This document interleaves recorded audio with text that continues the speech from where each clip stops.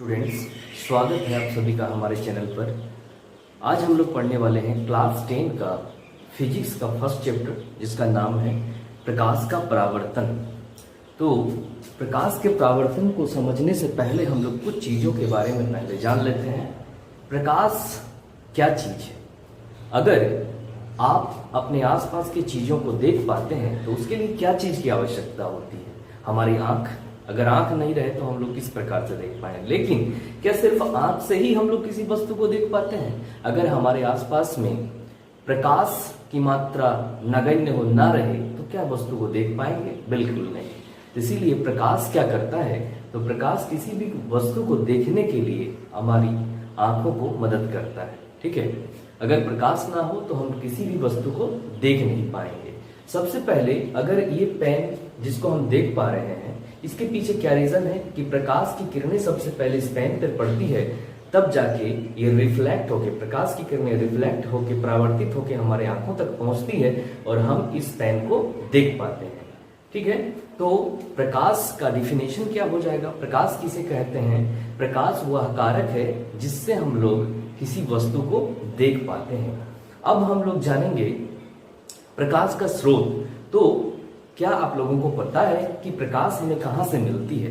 प्रकाश हमें बल्ब से मिलती है और सूर्य से मिलती है, तारे से मिलती है। क्या प्रकाश चंद्रमा से भी मिलती है? नहीं, प्रकाश चंद्रमा से नहीं मिलती है, बल्कि रात के समय जो प्रकाश हमें देखने को मिलता है चंद्रमा से, वो प्रकाश सूर्य का प्रकाश ही है जो सूर्य के प्रकाश को परावर्तित करती है। यानी कि चंद्रमा जो है सूर्य के प्रकाश को परावर्तित करती है। चंद्रमा का कोई अपना प्रकाश नहीं होता है। अब हम लोग देखेंगे कि प्रकाश का जो स्रोत है वो कितने प्रकार के होते हैं। वो दो प्रकार के होते हैं। एक तो प्राकृतिक स्रोत हो गया और दूसरा मानव निर्मित स्रोत। प्राकृतिक स्रोत में क्या क्या हो जाएगा? तो सूर्य हो गया एवं तारे हो गए, जुगनू हो गए। इस प्रकार से मानव निर्मित स्रोत क्या हो जाएगा? तो जिस प्रकार से लालटेन है, ट्यूबलाइट हो गया, बल्ब हो गया, इस तरह के जो चीजें हैं, टॉर्च हो गया, ये सारे वस्तुएं जो हैं मानव द्वारा निर्मित हैं और ये अंधेरे के समय हम लोग इसका यूज करते हैं। और ये सभी वस्तुएं जो है प्रकाश का स्रोत ही है और ये मानव निर्मित है।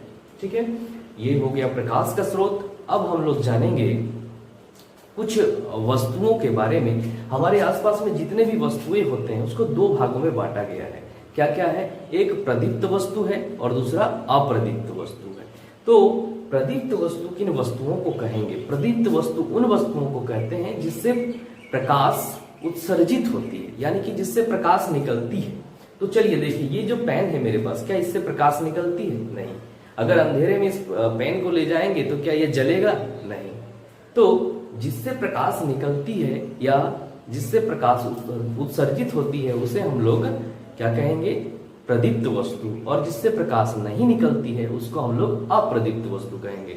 तो उस प्रकार से ये पेन क्या हो गया? अप्रदीप्त वस्तु हो गया, अप्रदीप्त पदार्थ हो गया। ठीक है, और बल्ब क्या हो गया? तो प्रदीप्त वस्तु। सूर्य क्या हो गया? प्रदीप्त वस्तु। तो हमारे आसपास जितने भी वस्तु है उसको हम लोग दो भागों में इस प्रकार से बांट सकते हैं। अब हम लोग जानेंगे प्रकाश की किरण के बारे में। तो प्रकाश की किरणें क्या होती हैं? क्या आप लोगों को पता है? प्रकाश हमेशा एक सरल रेखा में गमन करती है। प्रकाश हमेशा सीधा गमन करती है। जैसे अभी ये ट्यूबलाइट से प्रकाश आ रहा है, तो हम यहाँ पे एक कॉपी दे दें तो यहाँ पे छाया बन जाएगा। मतलब क्या होता है? उससे प्रकाश को वो रोक जो है सीधी रेखा में गमन करती है। और ये जिस सरल रेखा में गमन करती है उसे ही हम लोग प्रकाश की किरण कहते हैं। ठीक है, तो प्रकाश की किरण भी आप लोगों को समझ में आ गया। अब प्रकाश की किरणों को हम लोग डायग्राम में कैसे दिखाते हैं? तो इस प्रकार से दिखाते हैं ना। प्रकाश की किरण, यहाँ से कोई भी प्रकाश बिंदु है, कोई भी वस्तु है जिससे प्रकाश निकलती है, तो ये हर तरफ जो है फैलेगा। इस तरह से किरणें जो है निकलती हैं चारों ओर। ठीक है, अब हम लोग देखेंगे क्या प्रकाश की किरणें अकेले होती हैं? नहीं, वो समूह में होता है। प्रकाश की किरण समूह में होता है। जैसे ही हम लोग एक टॉर्च को जलाएंगे तो चारों ओर जो है प्रकाश फैल जाता है। तो इससे हमें क्या पता चलता है कि प्रकाश की किरणें जो है समूहों में होती है। तो समूह किस प्रकार की होती है वो हम देख लेंगे एक बार। तो यहाँ मान लीजिए हम लोग टॉर्च को जो है जलाते हैं। ठीक है, टॉर्च अगर जलाते हैं यहाँ पे तो क्या होता है? चारों ओर रोशनी फैल जाती है। तो इस प्रकार की जो किरणें हैं वो क्या होती हैं कि एक जगह से चारों ओर फैलने का काम करती है। जब प्रकाश की किरणें इस प्रकार से फैल जाएं तो उसको हम लोग क्या कहेंगे, अपसारी किरण पुंज। किरण पुंज क्यों कहते हैं, क्योंकि किरणों का गुच्छा है, किरणों का समूह है, इसलिए इसको किरण पुंज कहेंगे। और ये जब एक बिंदु से विभिन्न चारों दिशाओं में फैले तो उसको हम लोग क्या कहेंगे, अपसारी, अपसारी किरण पुंज। अब बात है और क्या होता है इसके अलावा, तो 3 तरह के किरण पुंज होते हैं। एक अपसारी हो गया, एक अभिसारी होता है। अभिसारी कैसे होता है, तो विभिन्न दिशाओं से जब किसी एक बिंदु पर प्रकाश की किरणें पड़े तो उसको हम लोग कहेंगे, जैसे यहाँ पे देखिए चारों ओर से जो प्रकाश की किरणें इस बिंदु पर पड़ रही हैं, इसको हम लोग कहेंगे अभिसारी, अभिसारी किरण पुंज, अभिसारी किरण पुंज। और किस प्रकार से होती है प्रकाश की किरणें, तो एक होती है समांतर, जैसे ये जा रहा है, ये जा रहा है, ये जा रहा है, एक साथ ही आगे बढ़ते जा रहा है, ये फैलता नहीं है। तो इस तरह का एग्जाम्पल देखने को हम लोगों को कहाँ मिलता है, समांतर किरणों का किरणपुंज देखने को कहाँ मिलता है, लेजर लाइट में। बचपन में आप लोगों में भी जो है यूज किया होगा लेजर लाइट। लेजर लाइट क्या होता है, एक जगह से बहुत दूर तक लाइट जो है फैलता है और वो सीधा गमन करती है। तो लेजर लाइट कैसे गमन करता है, तो समांतर रेखाओं में गमन करता है। इस तरह से हम लोग देख लिए कि किरणपुंज जो है वो तीन प्रकार के होते हैं। 3 प्रकार से हम लोग किरणपुंज को दिखा सकते हैं। हम लोग देखेंगे कुछ ऐसे पदार्थ होते हैं जिससे होकर प्रकाश की किरणें जो है एक पार से दूसरे पार भी कर जाती हैं। जैसे अगर हम एक कॉपी को अपने बीच में रख लें तो क्या हम आपको देख पाएंगे, नहीं, या आप हमें देख पाएंगे, नहीं। उसी प्रकार से ये जो वस्तु है, ये जो पदार्थ है, जो किताब है, ये क्या करता है, प्रकाश की किरणें एक ओर से दूसरे ओर जाने नहीं देती है। इसीलिए इस प्रकार के पदार्थ को हम लोग क्या कहेंगे, अपारदर्शी पदार्थ कहेंगे, अपारदर्शी। और जिससे होकर प्रकाश की किरणें पास कर जाए, जैसे यहाँ पे अगर हम एक कांच का जो है परत रख दें, एक प्लेन कांच को रखें तो हम आपको देख पाएंगे। एक जो है बिना रंगा हुआ प्लास्टिक रख दें तो भी हम आपको देख पाएंगे। या पानी अगर यहाँ पे रखा, पानी में भी क्या होता है, प्रकाश की किरणें गुजर जाती हैं। एक बाल्टी में अगर पानी भरा हो और उसमें एक कॉइन को डाल दें तो हम देख पाएंगे कि कॉइन दिखता है, ऊपर से ही कॉइन हमको पानी के अंदर दिखेगा।